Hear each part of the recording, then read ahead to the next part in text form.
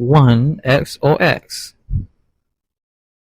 Okey, ini adalah cara untuk semak penggunaan data untuk phone jenama Infinix.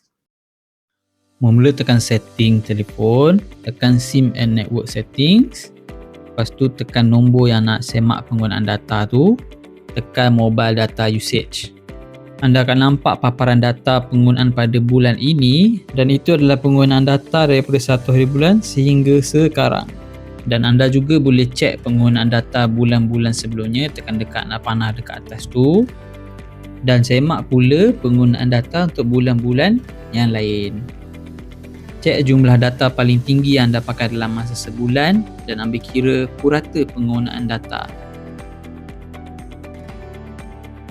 Jadi selepas kita buat semakan ni, barulah kita dapat tahu berapa banyak jumlah data yang kita pakai, sama ada sedikit ke ataupun banyak dalam masa sebulan. Kalau rumah ada wifi, biasanya penggunaan data tu akan berkurang.